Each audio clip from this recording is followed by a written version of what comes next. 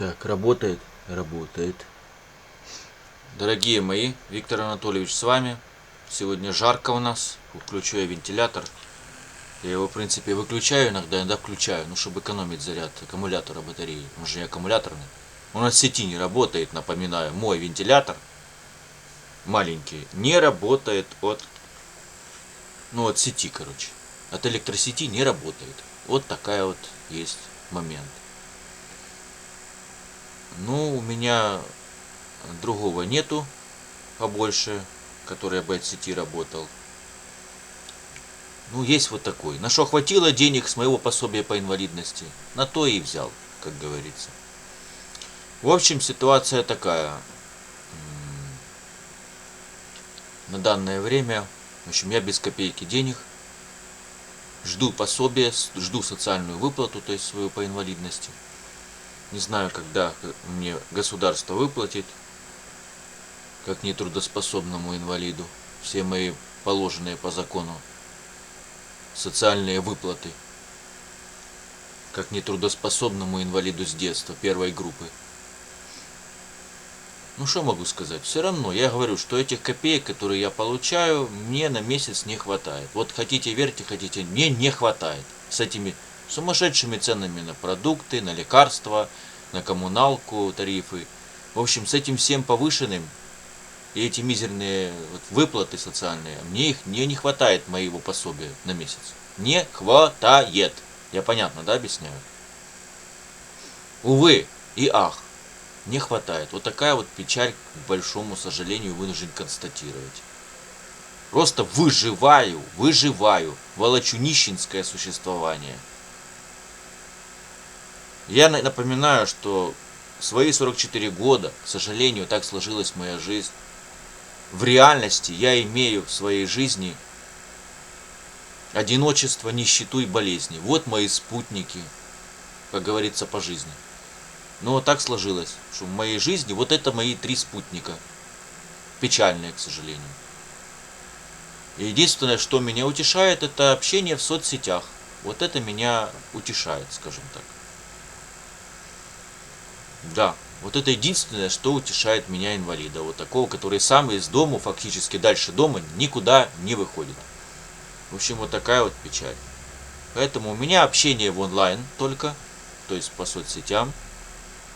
И все. С разными людьми общаюсь. В основном это с русскоговорящими, могу и с украинскими пообщаться. Ну, кто по-украински говорит, но я плохо понимаю украинский, поэтому я прошу их, если могут по-русски, чтобы мне так просто легче понимать, мне проще понять их. Ну, в общем, вот так вот. А с другими иностранцами я не общаюсь именно без перевода. Без переводчика, без специальных программ, короче, по автопереводу я не общаюсь. Понимаете, да? Потому что я не понимаю английский. Я же говорю, что иностранными языками я никакими не владею, английским в том числе. Поэтому я их не понимаю. Поэтому, если нужно, бывало у меня случай, когда... Короче, иностранцы, мне там некоторые... Со мной связался один там человек с Канады, аж с Канады. Связался как-то. В Телеграм вышел на меня. В личке. Ну, в общем, вы поняли, в личных сообщениях.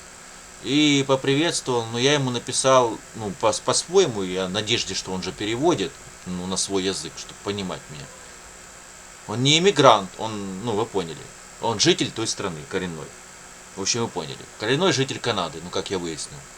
Он обеспокоен, что у нас здесь происходит, очень мне посочувствовал, очень ему меня жалко. Ну, суть такая его речи. Он мне переводил, ну, вы поняли. Речь, свои речи переводил сам с помощью автоперевода Google, ну, с помощью специальной программы. Короче, там переводил мне на русский. Со своего языка, которым со мной общался. Ну и, в общем, я понял так, что он тоже инвалид, но у него, ну, не как у меня. В общем, он трудоспособный инвалид. В общем, нормально зарабатывает на месяц. У него куча всяких плюшек, куча всяких плюсов, в общем, его государство предоставляет, скажем так. В общем, нормально живет человек себе, ни в чем не отказывает, спокойно себе живет, в общем. У меня, знаете, хорошая зависть, как говорят у нас в народе, белая зависть меня взяла. Ну, думаю, молодец, хорошо устроил. Ну хорошо, государство, видите, их государство канадское заботится о своих гражданах, даже и там. Только наше украинское государство, таких как я, не хочет нормально по-настоящему заботиться о нас. Ну, в общем, вот такая вот печаль. Сделал я выводы для себя. Я подобные заявления, подобные вот рассказы, истории хорошие имею и со стороны России, из Москвы, инвалидов из Москвы, таких как я, инвалидов. Только там они имеют кучу льгот, хорошее пособие на месяц, на которые могут себе прожить, могут позволить себе за коммуналку оплатить, еще даже отложить могут себе. К большому сожалению, в Украине это невозможно. Я вон в Киеве инвалид и не могу себе позволить. Ни отложить ничего себе, ни прожить нормально на месяц не могу, ни полечиться, ничего толком не могу себе позволить. Ни нормально пропитаться даже не могу, ни отдохнуть нормально не могу. Вот такая вот констатация факта печальная. Мое государство обо мне не беспокоится, таких как я, как нужно, на высоком уровне, скажем так, как это нужно. К большому сожалению. Увы и ах, как говорится. Поэтому я общаюсь с другими жителями других стран, Европы, Америки, ну, в общем, других вот всех остальных стран. России, Белоруссии общаюсь. И вот почему-то все мне рассказывают, что, ну, как-то более-менее о них заботится государство. Есть куча льгот у них, хорошее пособие на месяц, на которое они могут себе позволить прожить. Не существовать, как я здесь, выживать, волочить нищенское существование, а именно жить, прожить на месяц, понимаете, полноценно. Пропитаться и полечиться, если нужно. И все, и в общем, могут себе позволить там люди. Почему-то только у нас в Украине лютая задница, я так скажу, выражусь. Только у нас проблемы почему-то, у людей, таких как я, нетрудоспособных инвалидов с детства. Проблема нормально на месяц прожить, пропитаться, полечиться и все прочее, и прочее. В общем, как-то так. Еще это война проклятая, гаденыши эти развязали, выродки сатанинские. И держат нас в таком ужасе вот. А недавно наше правительство спокойно заявило о том, что у них нету этих, как они, ракет, чтобы сбивать вот эти вражеские цели. Вы можете себе представить? Нечем им сбивать. Западные партнеры, мол, не предоставили нам нужное количество вот этих ракет для ПВО, поняли, да? Для Патриот, для системы. И все. И как хочешь, так и выживай, рискуй своей жизнью, своим здоровьем, своим жильем и всем прочим. То есть специально все продумано, сатанюки вонючие, сатанисты подлючие. Все продумали, гаденыши, чтобы население доконать конкретно. Нечисть поганая, как я их всех ненавижу, у меня от них уже нервный тик уже. От этой нечисти всей поганой, которая не дает жить нам нормально, спокойно на своей земле. Нет уже ни покоя, блин, ни стабильности, ничего нету. Нет нормальной жизни, нету.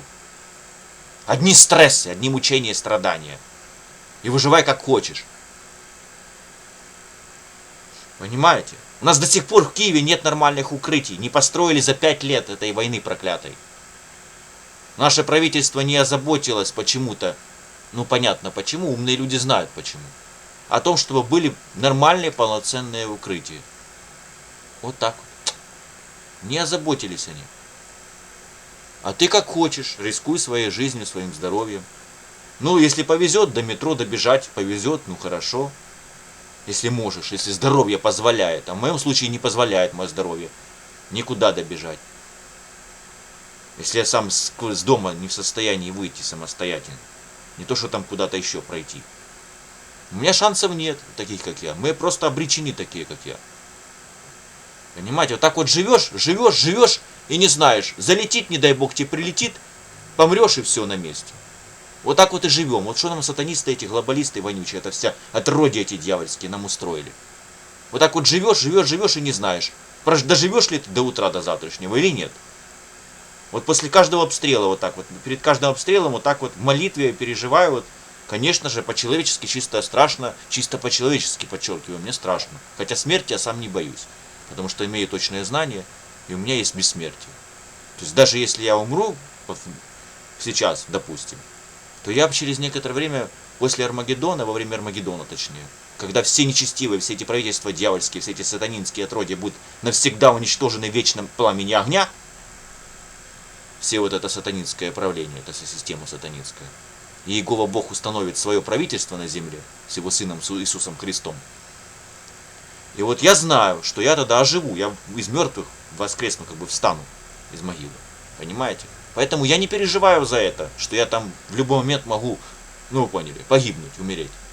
Там от чего-то еще, прилетов или что-то еще. Я за это не волнуюсь, мне не страшно смерть, я не боюсь смерти. Это лишь только уход на покой от этого всего ужаса, от этих всех страданий и мучений. Но есть одно но. Чисто по-человечески, кто понимает, тот понимает, ну вот страшно, чисто по-человечески. Когда там гремит за окном, причем жутко гремит, и у тебя все дрожит, и окна дрожат, и двери дрожат, и весь твой дом дрожит, понимаете, да, взрывной волны. Вот это страшновато, честно вам говорю, реально страшновато. Чисто по-человечески страшно. Вот как ни бери, как ни возьми, как себя вот, ну не геройствуй, как говорят, знаете, вот не подумайте, что я там себя героя курчу. Я просто верующий человек в Иегову Бога, который имеет точные знания, который знает, почему смерти не стоит бояться. Вот и все. Вот как-то так вот. Я знаю, что просто уйду в могилу, будет смертный сон до Армагеддона. А после Армагеддона я воскресну из мертвых, как праведник, встану из могилы и буду жить уже вечно на земле, в земном раю, который Иегова Бог и его Сын Иисус Христос устроят на земле, когда падет вся эта сатанинская система, будет уничтожена в вечном пламени огня, вместе со всеми неверными, со всеми слугами сатаны. Ну, в общем, как-то так. Я в это верю, я четко этого держусь. Этого варианта, этого учения. Мне оно больше импонирует, как говорится, мне больше оно по душе. Понимаете, не больше на мой разум ложится больше и на сердце. Такая вера. Чем вот эта чушь, вот эта ложь, вот этой религии ложной. Ну, в общем, кто понял, тот понял, о чем я говорю. Псевдохристианство этого, искаженного христианства, которое сегодня есть. И навязывается повсеместно, постоянно, на каждом месте, везде. По всем СМИ и вообще везде. Ну, в общем, как-то так. Поэтому, ну, вы поняли. Мне это не страшно. Мне смерти не боялся никогда и не боюсь. Когда особенно начал иметь, освоил точные знания, то вообще я перестал ее бояться. Вообще 100%. Потому что для меня это будет, ну как, символизировать уход на покой от этого всего ужаса. Просто на покой уход. Вот и все. В могилу. Спать спокойно, смертным сном в могиле. До Армагеддона. Ну и все. Не более того. Поэтому, когда мне кто-то пугает, что-то угрожает, вы знаете, всегда такому улыбаюсь сатанисту. Когда мне что-то там какая-то сатанинская отродье угрожает, какая-то нечисть поганая. Я всегда ему улыбаюсь таким, потому что я знаю, что я смерти не боюсь, а праведники, вот такие как я, есть земная надежда, то есть у меня бессмертие есть. Есть шанс на бессмертие. Я имею этот вариант бессмертия. Поэтому я просто прекрасно знаю, что это лишь временный уход на покой. Это лишь облегчение всей моей участи дальнейшей. Избавление, как говорится, от всего этого. Мне один недавно придурок, один недавно, ну как назвать его? Ну как такого человека сатанинского отродья назвать? Я просто не хочу ругаться сильно. Кто поймет, мне недавно скрин выставлял в соцсети у себя на своей странице Facebook, подписчикам показывал и друзьям. Ну смотрите, мол, придурок. Какой-то кретин мне будет угрожать смертью. Он мне один там урод моральный угрожал, что на мой дом направит ракету. Вы представляете? Ну, конечно, я ему улыбнулся, посмеялся с этого дурачка. Ну, конечно, выставил. Вы представляете?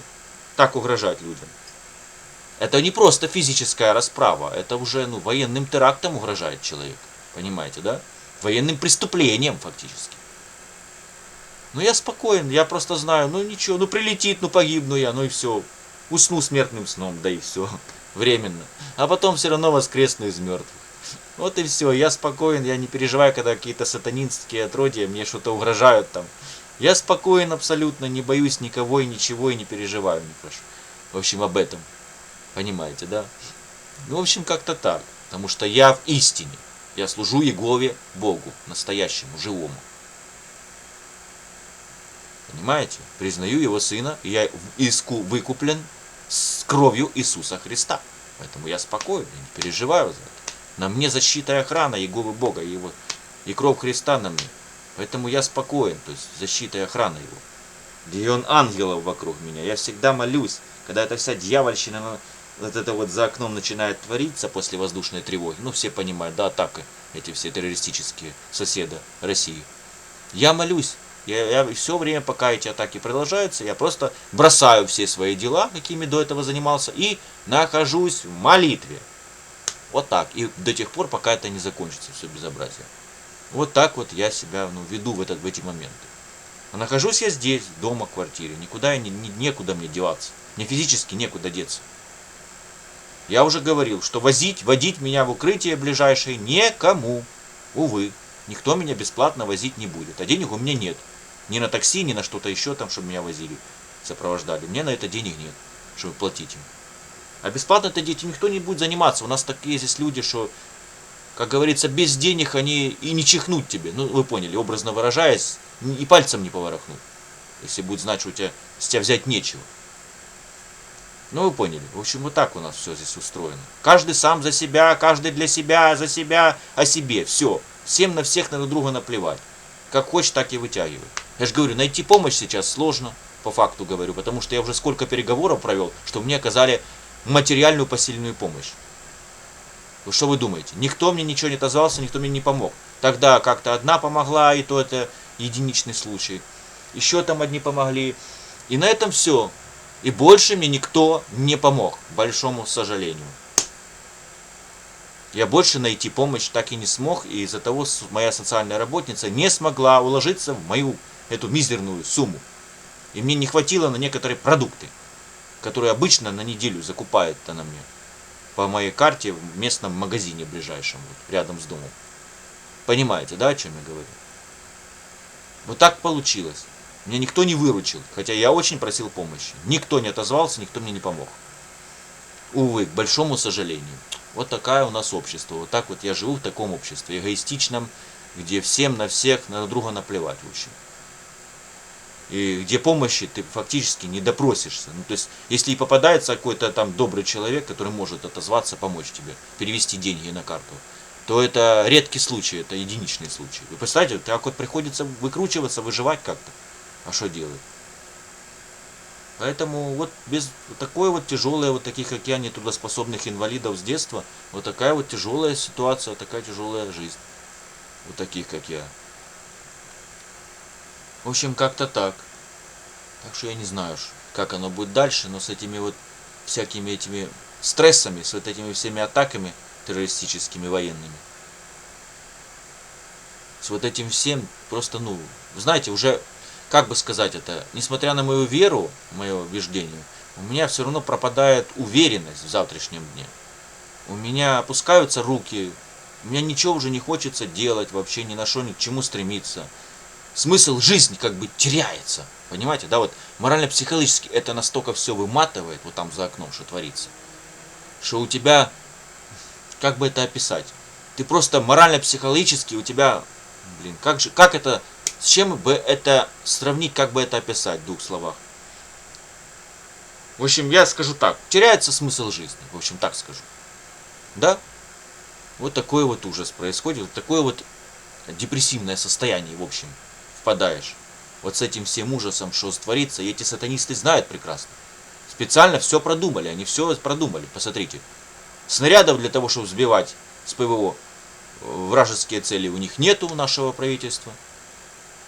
То есть нашим ребятам с ПВО нечем сбивать. Понимаете, да, о чем я, к чему я веду? И ты, получается, многие люди фактически под целью, как бы под риском большим. С жизни и здоровья. Особенно такие, как я, которым некуда физически деться, просто некуда, которые сами не в состоянии никуда выбраться. Вот и все, просто обречены такие, как я. Обречены. Фактически. Вот так вот живу, прожил, прошла атака, все целое, ты целый, невредимый. Фух, слава Богу, все. И к молитве благодарю, что выжил, что живой, целый, невредимый остался. Вот так вот мы живем в таком вот, я не один такой, у нас здесь много таких, которые живут вот так вот, как я. Таких, особенно как я, таких больных людей, которые сами никуда не в состоянии выбраться с квартиры. Ну вы поняли, из дома. Вот так вот и живем, да, пусть вас это не удивляет. Смотрю вентилятор, чтобы не разрядился. Фу, мне так хорошо, такой свежачок, идет. Воды у меня мало, Питьевой воды у меня мало в бутлях. Ну, вы поняли. Раньше боржоми, а сейчас я пью водичку подешевле, потому что боржоми дорогая, а у меня денег нет, поэтому, в общем, пришлось довольствоваться дешевой водичкой, самой дешевой. Сами понимаете. А она такая, ну, не такая, как боржоми, конечно же, но хоть какая-нибудь. Потому что жару без воды питьевой, ну, чтобы пить, вы поняли, бутылированной воды, это все, это трагедия. Ну, в жару это капец. У нас сейчас плюс 31 градус. Сейчас у нас день, уже дело идет чуть-чуть ближе к вечеру, но все равно у нас жара сейчас стоит. Жара жуткая стоит, реально. Я даже до пояса раздетый. Потому что мне жарко, вон вентилятор у меня, вон водичка стоит, если что. Ну, в общем, вот так вот я, как-то понимаете, да, выхожу с положения, спасаюсь от жары. Есть еще холодная вода в кране. Но ее пить нельзя. У нас даже санэпидемстанция не рекомендует ее пить. Она не полезна для питья, если не используешь фильтры специальные для воды, а у меня их нету. Это, во-первых, заморочка, это финансовые заморочки, это постоянные затраты на это, фильтры эти, менять их постоянно, это все время, кто мне это будет делать, я сам это не смогу.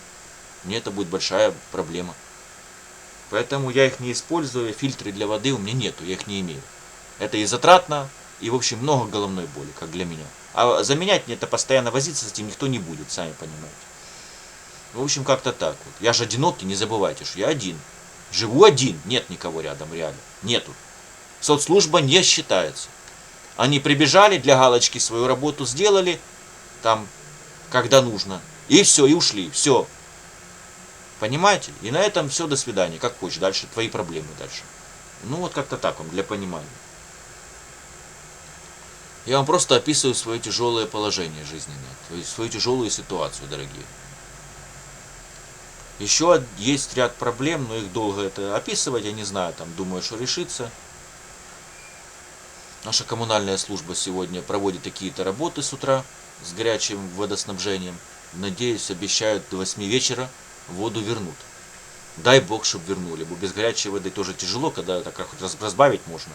И можно помыться нормально. А так, ну вы поняли, без горячей, а с моей больной поясницей, это под холодный душ нельзя мне лезть. Нельзя под холодную воду, бо будет беда. Даже и в теплую погоду вокруг. Атмосферу даже. Но нельзя мне холодный душ. Противопоказано. Нельзя. Врачи не советуют. Ну, в общем, как-то так вот. Ну, в общем, вы поняли. С моим слабым организмом, с моими проблемами по здоровью. Так что мне холодный душ противопоказан. Это не хочется мне. Ведро это греть, таскать. Это целая головная боль. В общем, думаю, все поняли. В общем, как-то так вот. Так что, не знаю, дай бог, чтобы починили горячую, ну, чтобы там что-то сделали, все, что надо, что они там делают. Ну и что еще? Неприятность еще что-то, провайдер Воля мой, бывает почему-то падает скорость интернета. Мобильного. Провайдер Воля кабель меня ж теперь перевел на объединенный пакет обслуживания. Пакет услуг у меня теперь называется Воля Lifecell. Так он называется. Ну вот представьте себе, что-то у них бывает иногда в мобильном, ну именно Wi-Fi, вот эта скорость, она бывает почему-то падает у них. То есть я, например, не могу почему-то захожу в приложение Воля, есть само приложение данного провайдера. Я захожу туда, а там бывает вот кружочек крутится и скорость, ну такое впечатление, что скорость сниженная, и я не могу добраться 17 часов. Добраться к некоторым, ну, к нужным мне сведениям о счете там, потому что они бывают сейчас показывают, что надо оплатить, уже показывают 880 гривен нужно оплатить, да, оплатить нужно к 31 числу этого месяца, к концу месяца нужно внести, так сказать, сумму на следующий месяц. Они уже там выставили. Представляете? Да. Ну так вот. Так что получу пособие, конечно же внесу. Ну куда я денусь? Куда я денусь? В общем, как-то так.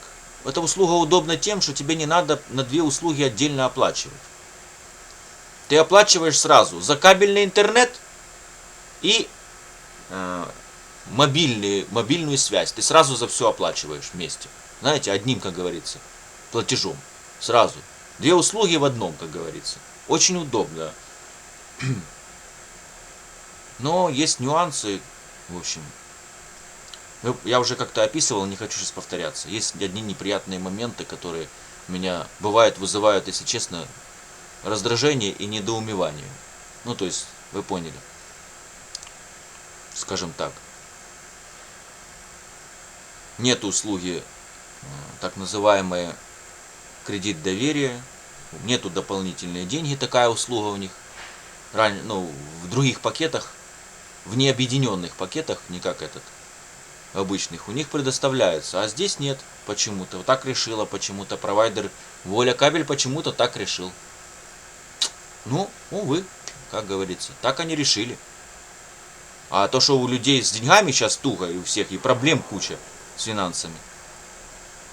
Ну, как-то провайдер об этом не подумало, руководство данной компании почему-то об этом не подумало. Особенно таких, как я, малоимущих гражданах. Как-то не подумали они. Каково оно, когда мне негде взять денег, и когда на счету средства заканчиваются, а пополнить я не имею возможности, потому что денег взять негде. Вот это они не продумали момент. Это очень неприятно мне, если честно. Я им уже жаловался, пытался донести, но бесполезно в общем. Вот такая вот ситуация печальная. Что еще? Ну, в общем, жду, когда поступит моя выплата социальная или пособие по инвалидности. В общем, вы поняли. Суть одна, это одно и то же самое. Нужно будет обязательно выделить средства на ремонт сливного бачка в санузле. Это обязательно. Главное мне не забыть об этом. Я себе там подчеркнул уже в напоминаниях. Подчеркнул о данном событии, чтобы я не забыл это. Когда когда поступит моя соцвыплата, в общем.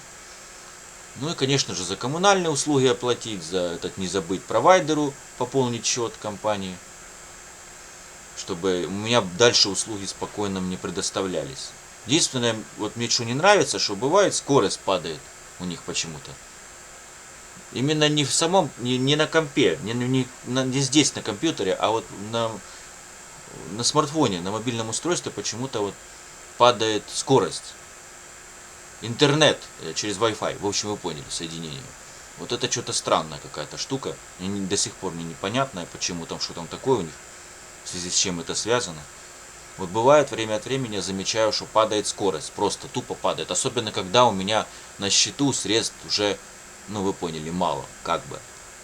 Хотя они там применяют ту сумму, из той суммы еще я посчитал, до конца месяца должно хватить. Ну, в общем, как-то так вот. Вот такая вот ситуация. Немножко мрачная и печальная, скажем так. В общем, вот так и живем. В проблемах, в стрессах, в нуждах, мучениях, в общем, и страданиях. Вот так вот наш народ живет, украинский. Ну, в общем, вот такая вот ситуация. Верха, политиканы наши эти грязные наверху, себе деньжища на войне сколачивают капитал кровавый. Сумасшедшие деньги это. Война проклятая несет им.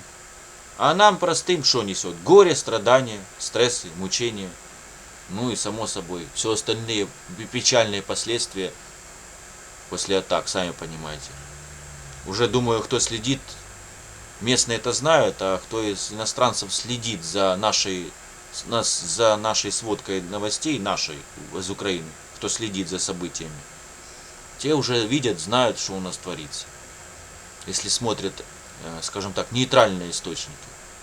Нигде все приукрашивают, а где реально все говорят, да подают информацию, как оно есть на самом деле. Как говорится, война без прикрас, понимаете, да? Без пропаганды. Как оно на самом деле все обстоит. Вот такая вот печальная ситуация. Сколько там времени? Я буду заканчивать, потому что меня очень некоторые мои зрители постоянные, мои подписчики, в общем, очень меня просят. Это не здесь, на YouTube, а на Telegram, там, в общем, в личке там с людьми был разговор. И не только там, в общем, и на Facebook странице там тоже меня там просили в одной группе в беседе, и на Телеграм тоже в одной группе меня просили там местной. В общем, меня очень подписчики, кто меня смотрит, очень меня просили вести мои видео, ну, недолго. Но я им пытался объяснить, что я все-таки после инсульта, я больной человек, у меня свои-то последствия дало на мое состояние здоровья. Мне тяжело складывать мысли, собирать. Я их пока соберу, пока озвучу, у меня уходит время. Я это объяснял уже. Я буду пытаться как-то это все уложиться. Но вот буду сейчас заканчивать скоро. Я стараюсь, чтобы недолго. Но, извините, меньше получаса я не могу своей речи толкать. Ну, не могу. Извините уже. К большому сожалению. Я говорю, ну, как есть говорю. Увы. Так что уж, извините, уже приспособьтесь как-то. Либо, ну, держите меня на быстрой скорости, что ли. Ну, такой, чтобы могли мою речь разобрать. На большой скорости просто. Чуть больше сделайте скорость воспроизведения. И сможете так, ну, вы поняли, сократить время просмотра и прослушивания моих речей. Ну, в общем, как-то так. Ну, что я могу поделать? Здесь, уже извините, я уже ничего поделать не могу с собой. Ну, такое у меня слабое здоровье, такие у меня проблемы. Вот такой я больной человек. Уже извиняйте меня. В общем, ничего поделать с этим не могу. Увы. Лечиться мне не за что. Никто мое лечение оплачивать не будет. Денег у меня на лечение нет. Я же говорю. Мне даже на лекарства порой не хватает. Необходимые и важные. На пропитание он не хватает. Сейчас мне даже хлеба не за что купить. Сейчас без копейки денег вообще. На данное время. Вот. Когда введу эту запись, сейчас без копейки денег. Вообще без копейки. Нет у меня ничего. На счетах по нулям. Ну, в смысле, карточных моих. Ну, такая вот печаль. Это на данное время. Так что вот так вот как-то. Ну, в общем, кто понимает меня, тот понимает. Кто не понимает, тому, как говорится, Бог судья, как говорят в народе. В общем, вот такая вот ситуация печальная. Я же говорю, каждый раз я сижу на таблетках успокоительные, обезболивающие, постоянно сижу на препаратах. А вы понимаете, что это деньги. Они мне с неба не падают, эти деньги. Мне очень тяжело найти помощь. Я еще раз подчеркиваю, это не так просто. Взял и нашел. Нет, найти помощь сейчас очень тяжело у нас в Украине. Среди местных. Кто бы тебе помог. Просто вот так вот. Безвозмездно, бескорыстно, как говорится. Тяжело найти таких благодетелей. Тех, кто в состоянии помочь таким, как я, выжить. Очень тяжело. В общем, как-то так. Ох, у меня скоро будет разряжаться аккумуляторный мой вентилятор. А с ним свежачок, с ним хорошо. Фух, что-то мне уже жарко. Ладно, буду заканчивать. Я все объяснил, надо водичку попить. Ай, фу, блин, жарко мне. Ой, ой, фу. В общем, как-то так, дорогие. Извините, что у меня на голове не в порядке, не могу расчесываться. Жаль, расческой не могу по волосам проводить. Потому что волосы выпадают пучками. Волосы. Вы представляете себе на секунду? Вот такой вот ужастик. У меня выпадают волосы. Трескаются ногти на руках, на ногах. Потому что не хватает витамина. Откуда они возьмутся? Если у меня слабое питание на день. Раз в день. Слабое питание, мизерное. Откуда возьмется нормальное здоровье? Да ниоткуда. Вот такой вот ужас. Что мне социальная служба не в состоянии меня обеспечить нормально. Ни пропитание, ни уборку генеральную в жилье моем сделать. Ничего. Не могу добиться, чтобы по-нормальному все сделали. До ума довели. Чтобы нормально обслуживали как надо. На высоком уровне. Увы, ничего невозможно. У них все постоянно нехватка бюджета. Средств в бюджете не хватает. В общем, им выделяют мало бюджетных средств. Но так мне отвечают, скажем так, люди из этой данной организации, из социальной службы мне так отвечают. У них в бюджете не хватает средств. Ну, которые с бюджета им государство выделяет, не хватает средств на все. На все услуги, на все обслуживание полноценное. Вот поэтому социальные работники обслуживают нас, подопечных, таких как я, ну, как говорится, по средствам. Понимаете, да? А средств мало. Ну вот и все, делаем выводы. Вот такая вот печальная ситуация. Но коррупция никуда не делась при этом. Чиновники наверху по своим кармашкам, по своим карманам растаскивают эти деньги бюджетные. Коррупция, она как была, так и осталась, никуда не делась в украинском нашем правительстве, наверху, в государстве нашем. Она так как была, так и осталась. Себе они деньги растаскивают по своим карманам. Нечисть поганая. А о народе думать не очень и спешат, хотят.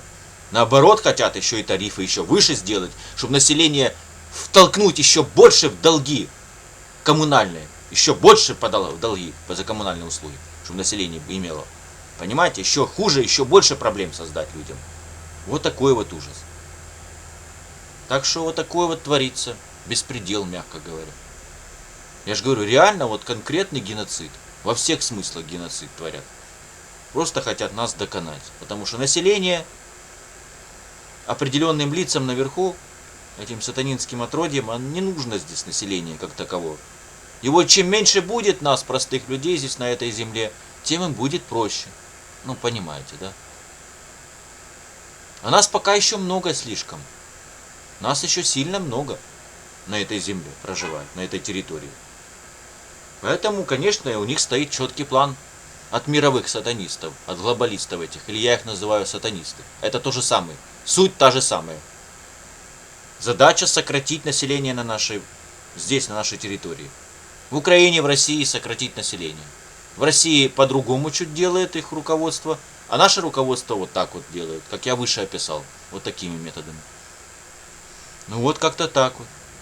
Стоит четкая задача от мировых сатанистов. И наши эти ставленники от этих глобалистов, они четко выполняют эти дьявольские планы по сокращению населения, то есть нас. Вот такой вот ужас творится. Вот такой сатанизм творится. Понимаете, дорогие мои? Ну я не знаю, я просто это достало все, реально меня это все взводит не по-детски. Злит и раздражает вся эта мерзость, которая творится.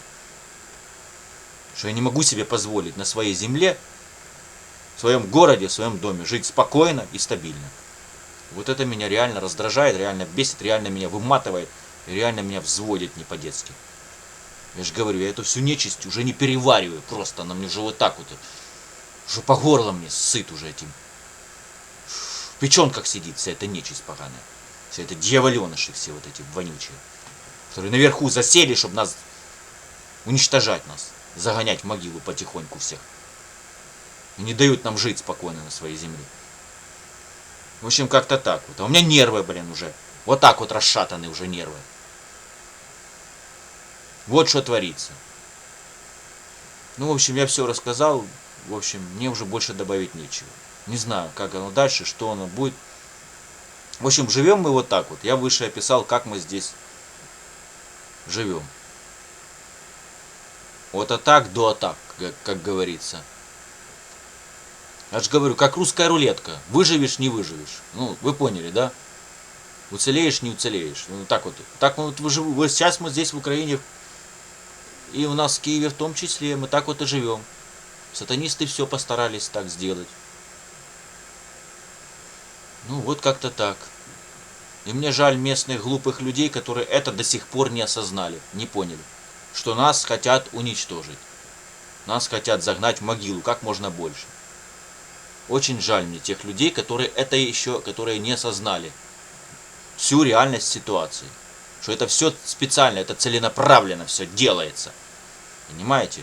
Не смогли нас искусственным вирусом выведенным, типа этот, коронавирус, типа, не смогли уничтожить население, ну, как планировали, не смогли. Умерло не так уже много людей. Но если так относительно, пропорционально учитывать с населением, количеством общим, не смогли, хотя пытались. Нет, не вышло уничтожить столько. Ну, решили войну развязать здесь, на нашей территории. Решили войной уничтожать. Ну, в общем, как-то так вот. Всяческими, я же говорю, методами социально-экономически искусственно созданные проблемы. И вот это все, вы же поняли. Вот так вот пытаются всеми этими методами дьявольскими вот сократить наше население. Чтобы нас стало здесь, на этой земле, как можно меньше живых. Понимаете, чтобы нас стало здесь как можно меньше проживать. Вот такой вот ужас творится. Вот такая дьявольщина вытворяет вот эти вот сатанисты наверху. В общем, как-то так, дорогие мои. Так что делаем выводы. Я же говорю, кому война, кому мать родная.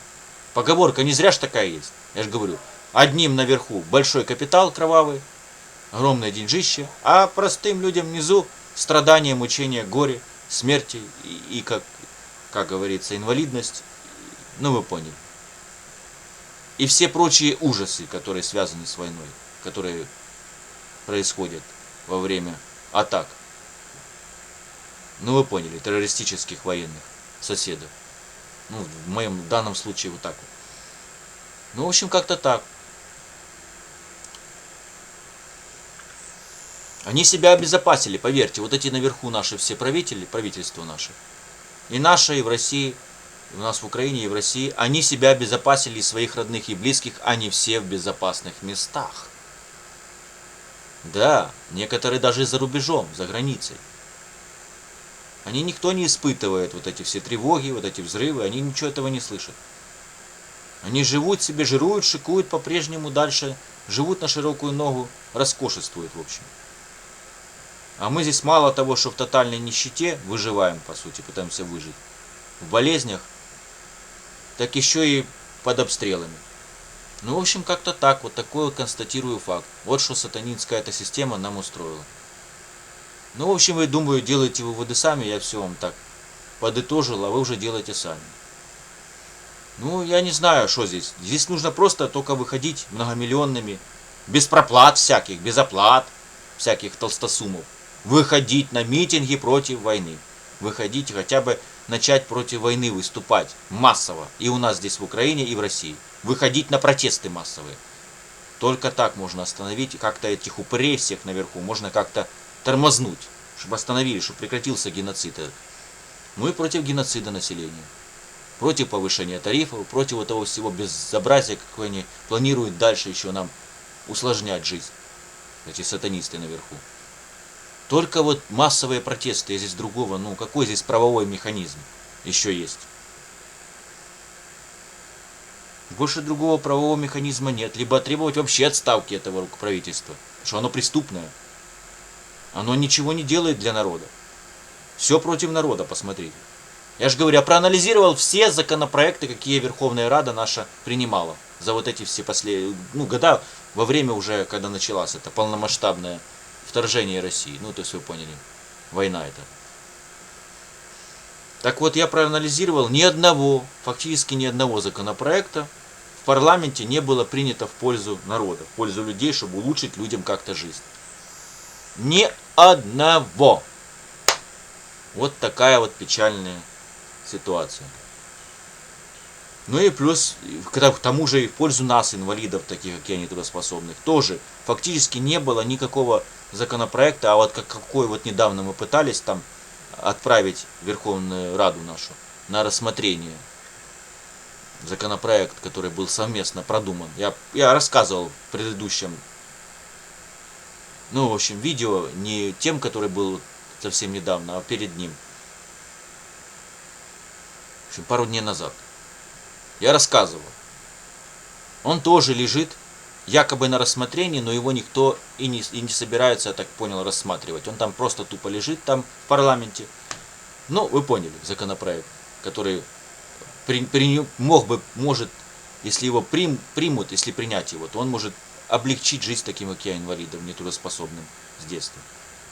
Но нет же, не спешат наверху эти депутаты наши, вот это все, парламент, не спешит наше государство почему-то вот эти законопроекты, важные для простого народа, для нас, тем более такие, как я, инвалидов, не спешат эти законопроекты, скажем так, принять. Ну, в общем, как-то так.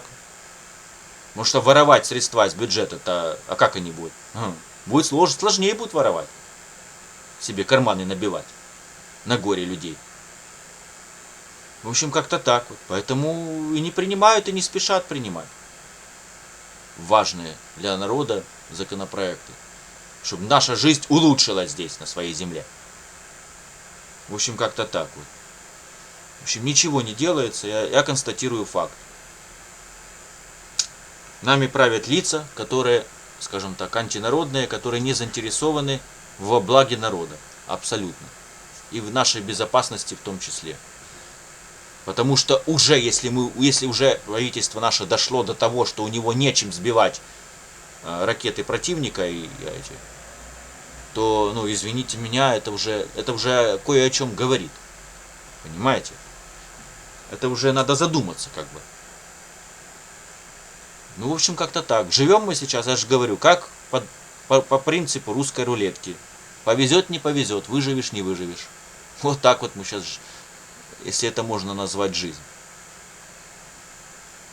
Ну, в общем, как-то так. Все, я заканчиваю. Я все рассказал. Извините, что долго. Прошу прощения. Все. Уже и так много. Я уже рассказал все. Мне уже добавить особо нечего. Да, сегодня я поспал хорошо. Вчера тоже, ну, относительно так, более-менее удалось поспать. Ну, так. А дальше как будет, знаете, не знаем досконально. Они опять нас пугают. Что опять будет, твари такие, выродки сатанинские, что опять будет военный террор. В общем, и опять все, я же говорю. Не добили еще население. Надо еще добить. Еще надо уничтожить парочку, десятков людей. Загубить. Понимаете, да? Ну, в общем, как-то так вот. Вот такой сатанизм творится, еще раз говорю. Ну, в общем, делаем выводы. Я возмущен, это мягко говоря, очень недоволен всем, что творится. Мне это реально достало уже все.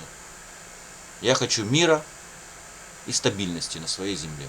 Вот чего я хочу. И не только я, и миллионы граждан Украины на самом деле хотят мира и стабильности на своей земле. Мы хотим спокойно жить на своей земле. Понимаете? Без стрессов, без вот этих всяких проблем. Так, как живут люди, скажем так, в западных странах. В странах цивилизованного мира. Ну, в общем, как-то так вот. Ну, вот такое вот происходит. Я все рассказал, не знаю, как оно дальше что будет. Если вдруг что, я включусь. Если что, у меня прямое включение всегда. Камера и смартфон у меня всегда подготовлен. Если что, я всегда, включусь, как говорится, в трансляцию видео. Если что, сразу. Какие-то события, что-то еще. Ну, мало ли, что, я говорю, я сразу включаюсь и фиксирую все. Ну, в общем, как-то так вот. Ну, я имею в виду, если какие-то что-то там ко мне, поползновения, какие-то провокации сатанистов и всего прочего, я сразу все это выхожу и рассказываю, показываю, если смогу показать, и фиксирую все. Ну, в общем, как-то так. Вот такой я человек. Со мной непросто. Только надо выполнять мои требования, и все. И не только мои. И все будет нормально. В общем, не знаю, задолбало меня это все, честно. Все, я заканчиваю. У меня просто уже нервы, на пределе уже задолбало все это, реально. Надоело. Так, чтобы можно было перевести с русского на английский, там, люди переведут, надеюсь. Потому что я не знаю с автодубляжом, будет ли он работать на данном видео. На предыдущем, на очередном видео моем не сработал. Перед этим, который был недавно видео записано, не сработал автодубляж на английский, с русского на английский. На предыдущем вот видео, где я жаловался, что YouTube платформа почему-то убрала мне возможность автодубляж на английский, сработало без проблем. Ну вот на это видео не знаю, сработает или нет. В общем, вот такое вот творится. Не знаю. Я в этом наблюдаю как заговор, что ли. Глобалисты решили вот так вот, чтобы иностранцы не знали, что у нас происходит. Но не получится. Не получится. У меня есть люди, которые переводят это вручную. С русского на английский. И иностранцы будут знать, что происходит. Кому нужно, те будут знать, что у нас происходит. Поймут мою речь. Благодаря определенным людям. В общем, как-то так вот. Все, я буду заканчивать. В общем, вот такой вот творится ужастик. Ужасы в нашей жизни моей. Ничего хорошего, к сожалению. Похвалиться нечем. Добрых, хороших новостей нет. Извините. Никаких новостей хороших нет. Просто похвалиться вот от слова вообще нечем. Ничего хорошего в жизни не происходит. Одни стрессы, мучения и страдания. В моем варианте это так. В моем случае. Увы. Увы и ах, как говорится. Все, я заканчиваю. Я все рассказал. В общем, не знаю, все очень сложно. И неоднозначно, как говорится. В общем, если выживу, слава Богу, Егоре. Ну, в общем, как-то так вот. Все, я заканчиваю. Мне больше добавить уже нечего. Я все, что мог, рассказал, всем, чем мог, поделился. Молимся за мир в Украине, конечно же.